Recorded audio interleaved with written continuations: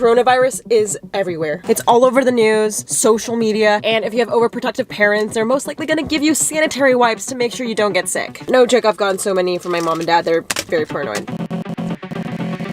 This deadly disease is spreading so fast. In the span of 3 months, there's over 100,000 cases worldwide of this very deadly disease. And because of that, the global economy is actually taking a risk. And this is exactly why the coronavirus is causing the start of a recession.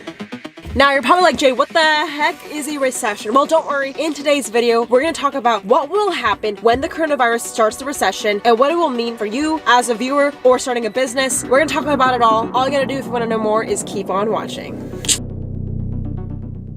Hey guys, welcome to my channel. My name's Jade and I combine psychology and marketing on this YouTube channel, and I'm really excited to talk about today's topic. Honestly, I am a little bit concerned. I just came back from a conference called Playlist Live, and no joke, everybody on the flight going there had a mask on, and it literally looked like a scene from a movie. It's absolutely insane. All the masks are gone at my store. There's no more hand sanitizer, and a lot of schools are shutting down as well. So before we go into why the coronavirus is going to affect businesses, I want to make a quick disclaimer and just make sure that I'm not coming across insensitive. I know that at the end of the day, the health of our families and friends are way more important than how the economy is running, but I do have to say, as someone who has their own business and I do have to put food on the table, it is concerning that the coronavirus not only affects, our physical health, but also the health of our businesses and our culture, really. So how did the coronavirus get so big as it is today? I'm an entrepreneur. I am not a doctor. The coronavirus originated in Wuhan, China, and ever since then it has spread all around the world. The reason why it has been such a big and fast spreading disease is primarily due to the trade. And if you guys don't know, basically during the time of Chinese New Year earlier this year, which is around like January, February, it's a time where people in China and all over the world really come there and celebrate the new year. And I'm half Chinese, so I can definitely say that this is a huge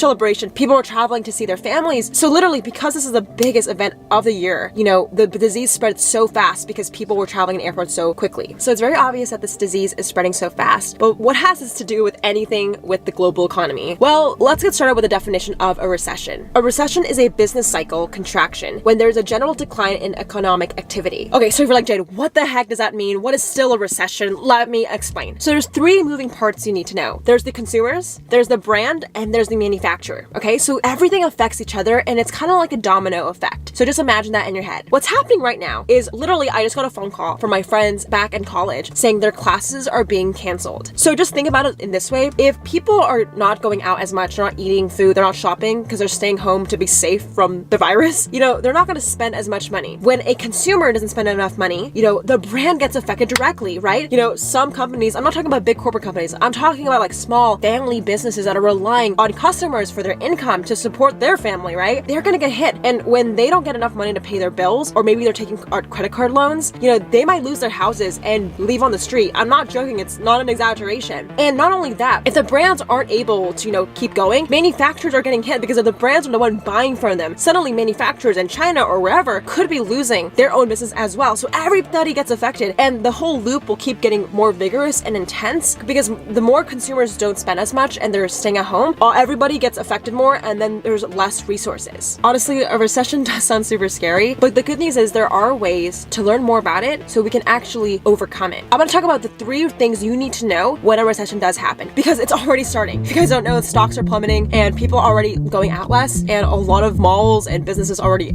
emptying out. So this is just the start of a recession. Like I mentioned in the intro, the first thing that will happen is consumer confidence will go down. Basically, like I mentioned, people will stay at home more. They're really reluctant to maybe go out to amusement parks, concerts, buy tickets, get food. They're more likely to just stay at home and be safe. And in the long-term picture, more and more people might have pessimistic views of the future. They might invest less in businesses. They might, sell things because they're scared. When a recession happens, or especially with the coronavirus, people are scared that they're not going to have a good future or they might die. So they're going to take steps to basically make them as safe as possible, if that makes sense. And actually, if you don't believe me, I'm actually going to go ahead and go to a very popular area in Los Angeles to see if there's any foot traffic and to see if it's actually busy. Let's go check it out.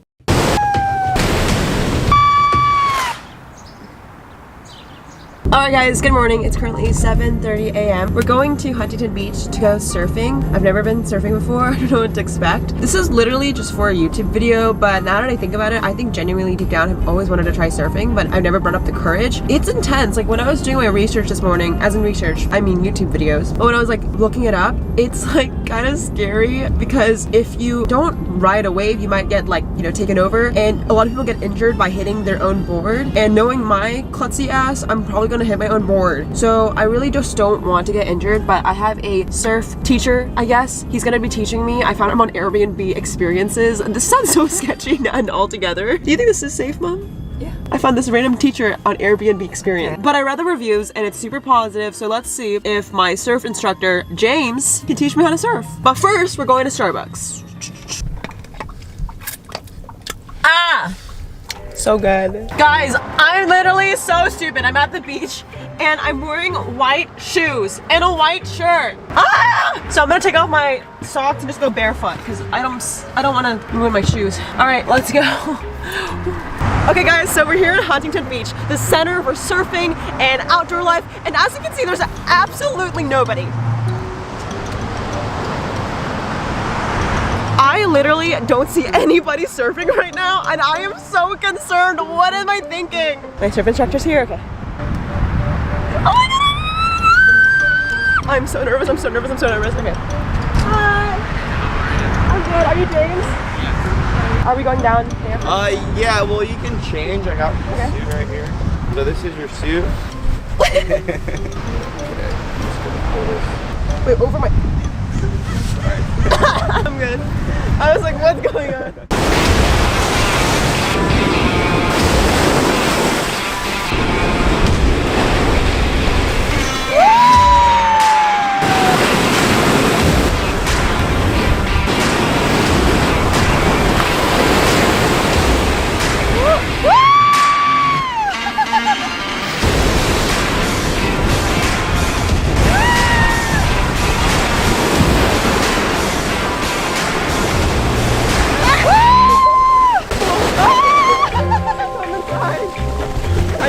How is it?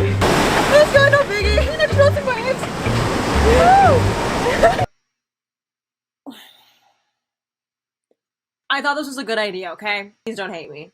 Alright guys, so I'm back home from surfing. You guys should definitely check part 2 of this series where if you guys want to see me actually surf and conquer my biggest fear of water, I'll link it in the description box. I don't know how to swim, so why am I surfing? I don't know. Alright, so number 2 of what will happen if the coronavirus does cause a recession is you're gonna see companies start to have less confidence. During this time, again, people save up and they're not gonna be able to take maybe massive risks. So you're gonna see companies trade and travel less. So essentially what we're gonna see is people maybe less investing in startups, companies, taking on a risk, and people are going to navigate to real estate and more stable forms of investment. And what this means is that there's typically a lack of innovation. People don't start as many businesses during this time because it's a big risk. You're going to see just people just chill maybe more at home. I genuinely think a lot of people are just going to give up on their dreams. Like if you've wanted to start a YouTube channel or you have like a company, I think this is the time where you're going to start to see the B, C, and D players just fall off because things are getting harder. You know, I have a personal story. So I'm here in Los Angeles right now, and I'm only supposed to be here for the largest food expo in the world. It's called Expo West. This is an 84,000 person food conference, and it got canceled. And I'm here right now. I don't even know what to do because I was only here for a business trip. And for one of my companies called Eat Like, we're a food subscription box, Expo West was going to be the time for us to actually grow our business and sign on brands. But because of it got canceled, like I'm literally here brandless, and it is affecting my business because I'm not able to generate income from it. I definitely think, and first I was freaked out because I was like, what am I gonna do? I was supposed to do XYZ, and I promised so many people I would pay them at this time. I was like freaking out. I realized that like even though the in-person event got canceled, I was emailing brands that night like crazy. I was trying to connect with them online, and I got a ton of responses. I definitely think if you're a good entrepreneur, not saying I'm the best entrepreneur, but you need to make whatever situation you are in happen. Like just work with it and don't fight it. Like I could easily sit there and complain and cry that Expo West got canceled, but I decided just to, you know, screw it. Emailed 100 brands, of like, hey, I can't see you at Expo West, but this is what I can do for you today. And now at Eat Like, we're able to onboard, I believe, some really big brands coming up. So I just know that in my personal story, this literally happened a week ago. I think that it sucks and I'm not able to grow my company in the way I wanted to, but there are other options and you just have to be creative in that aspect. I guess this leads me to the third and final result, which is supply side shock. It's kind of like this never-ending cycle, right? Imagine this diagram. If consumers spend less money, companies will not take as many risks, which means they're not going to produce as many products, which means there's going to be less resources for consumers. It's this never-ending cycle where the more fear happens, the more it's going to hold up our economy. And what you're going to see is people are going to start to fight for food and resources. I think already at the grocery store, there's no more hand sanitizer. And in the world, we're short of 170 million masks. So you're going to see that due to the virus, it's going to be an interesting time for retail because manufacturers are slowing down production due to all these behaviors. So what you're really going to see is people are going to make decisions out of fear. You're going to see people already stocking up on food, getting more resources, and just like holding up a lot of products. And it's just out of this fear. And I definitely think this fear is just basically we just don't want to get sick. We don't want to run out of food and water. You're going to start to see people taking extreme measures to do so. So you're probably like, hey Jade, what does this mean for me? Great, I have to stock up, but what should I do next? So the good news is that as more and more people are going to be at home and staying safe from the outdoors, I definitely think it's actually a great opportunity to start the thing that you've wanted to, that you've been stalling, whether it's a YouTube channel or you've been stalling about writing a book. Now that more companies and students are working at home, I think this is a great opportunity to start something that you've been scared of. I know I'm only 18 years old and I don't know much about the human existence, but a recession is not a bad thing. A lot of people start companies during this time if you have the ability to face the fear and not run away from it. I think this is the time for us to come together digitally, maybe not in person, but we can always support each other and use this time at home and face your fear and just take some time for yourself. This video is actually a 3-part series. I made a whole video about me facing my biggest fear, which is drowning. So check it out. In the next episode, sophomore year, me and Jade and our friend Evan decided to go to a lake, and Jade broke her finger trying to swim. I don't think I've ever seen Jade swim without holding on to something or without crying. me and my friends joke about it till this day, but ever since then I was never able to swim again because I'm terrified of water. So in this video, I'm going to face my biggest fear. Any last words for you, or is this the end of you? I don't know, I'm kind of scared. I'm about to go in the water. I literally don't see anybody surfing right now, and I am so concerned. What am I thinking? You're not gonna miss me? Listen, I don't have the emotional capacity to miss or really feel anything anymore.